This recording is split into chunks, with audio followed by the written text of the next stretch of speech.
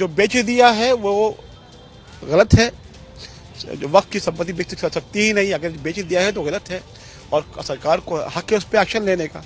उसमें हमें कोई वो एतराज नहीं है इसके ऊपर। वहाँ पे जो इस तरह की पार्टीज हैं जो अपने आप को होता है सोशलिस्ट कहती हैं या जो है लोकतांत्रिक कहती हैं, वो कहीं ना कहीं जो है मुंह में दही जमा लेती हैं। इस तरह से जो है नहीं चलने वाला है। अब मुसलमानों को अपनी लीडरशिप खुद खड़ी करनी पड़ेगी। अखिलेश यादव 37 साल से क्या बोले, खाली आवाज बोली, हंस के बैठ गए।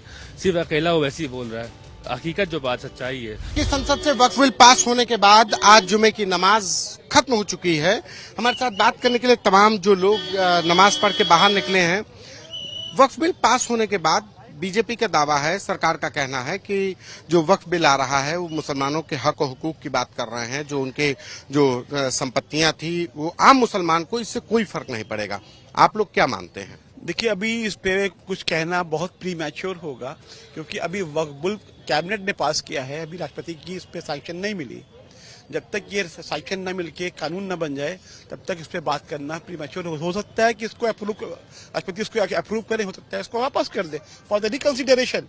तो अभी इस पे बात करना बहुत ही प्री मैच्योर होगा और मुसलमानों के हक की बात क्या है क्या नहीं है, ये तो जब कानून बन के आएगा तब देखा जाएगा इसको।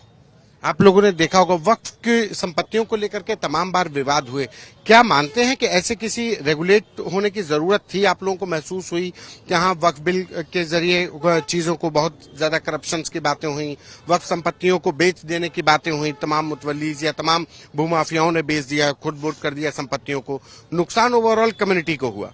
देखिए, जहां तक बात है बेच देने की, तो सबके लिए कानून है। जो legislation has the power to challenge before the appropriate forum. तो जो बेच दिया है वो गलत है। जो वक्त की संपत्ति बेच सकती ही नहीं, अगर बेच दिया है तो गलत है और सरकार को हक है उस पर एक्शन लेने का। उसमें हमें कोई वो एतराज नहीं है इसके ऊपर। अगर किसी ने गलत किया है तो he is liable for the punishment. आप लोगों को लगता है कि ये वक्फ बिल के जरिए कुछ बेहतर हो पाएगा? जब तक चीजें सैंक्शन न हो जाए इस पे कुछ बात करना प्री मैच्योर। प्रारूप बन गया, सिर्फ सैंक्शन और नो सैंक्शन तो पढ़ा होगा। प्रारूप पढ़ा है हम लोगों ने, लेकिन आई डोंट थिंक किसी कोई बहुत मेजर चेंज आने जा रहा है। चीजें एज इट इज रहेंगी, जितना मेरा मानना है कि बहुत ज्यादा फर्क नहीं पड़ता। खैर, let's hope for the best. अभी तो चीजें सामने चैलेंज होंगी, देखा जाएगा उसको। वक्फ बिल के जरिए लगता है कि मुसलमानों की हालत, जो बीजेपी कह रही है कि हम बेहतर करेंगे, कुछ बेहतर होगा। देखिए, फिलहाल अभी तक जो बीजेपी का स्टैंड रहा है तो मुसलमानों में एक तरह से जो है डर का माहौल रहा है हमेशा से बीजेपी गवर्नमेंट में। और जिस चीज से कभी किसी चीज को डर रहे या उससे श्योर ना हो, तो ऐसी चीजें जो है जो कम्युनिटी है जिसके लिए लेकर आप आ रहे हैं उसको पहले इंश्योर करना चाहिए, आश्वस्त करना चाहिए कि हम आपके फेवर में लेकर आ रहे हैं। लेकिन एक जब आप एनालिसिस करेंगे तो मुस्लिम कम्युनिटी में एक आता है सुरक्षा की भावना है कि इससे जो है हमारा नुकसान होगा।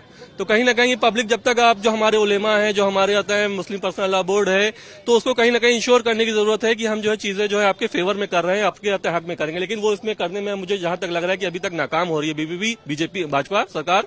और आता है जो एक असुरक्षा की भावना है वो बढ़ती जा रही है। आप देखते जा रहे हैं कि जो माहौल है, जिसमें मुसलमान जो है अपने आप को बीजेपी से कनेक्ट नहीं कर पा रहा है, तो कहीं ना कहीं इससे थोड़ा सा डरा हुआ है, सहमा हुआ है कि आगे इसका प्रारूप क्या होगा। तो अभी चीजें बहुत स्पष्ट नहीं है, बहुत ही शुरुआती चीजें। अभी तो पास हुआ है, अभी राष्ट्रपति पास जाएगा, अनुमोदित होगा, राज्यसभा से भी हो तो पास होना है। तो अभी इस पे बहुत ज्यादा कुछ कहना बहुत जल्दबाजी होगी। हमें इससे थोड़ा सा वेट करना होगा, इसको देखना होगा कि क्या इसका हम पूरा एनालिसिस कर पाते हैं और क्या चीजें निकल के आती है। बीजेपी की सरकार जैसे दावा करती है कि हम वक्फ बिल के जरिए तमाम जो चीजें लेकर के आए उससे बेहतरी हुई मुसलमानों की जिंदगी में, क्या लगा कि हाँ कुछ बेहतरी हो पाई?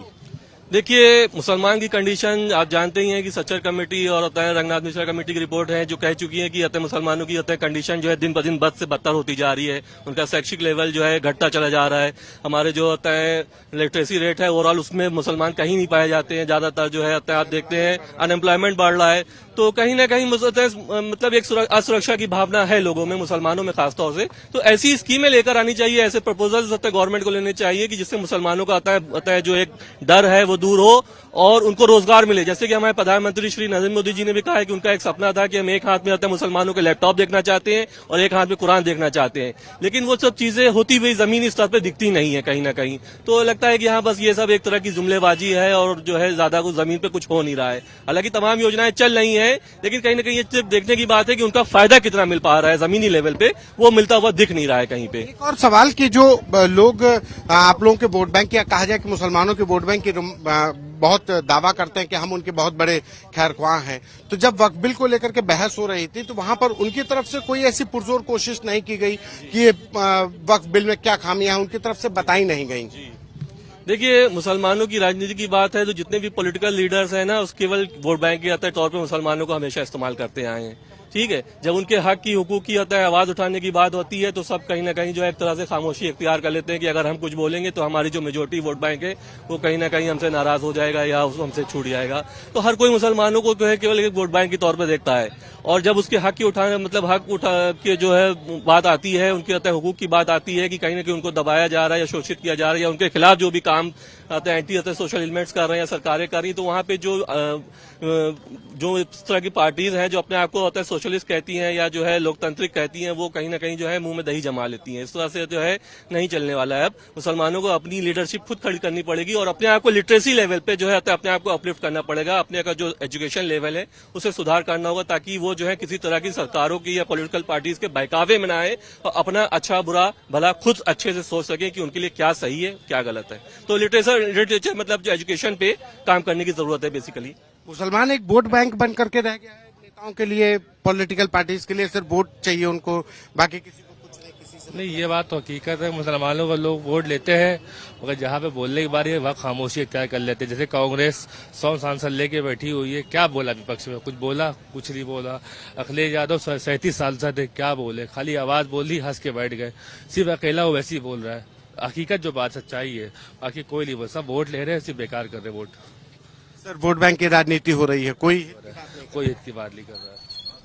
तो ये वो लोग हैं जो आम आदमी, जिस आम मुसलमान की बेहतरी के लिए दावा किया गया, लेकिन इनका अपना भी दर्द है कि नेताओं ने, राजनीतिक दलों ने सिर्फ वोट बैंक की तरह इनका इस्तेमाल किया।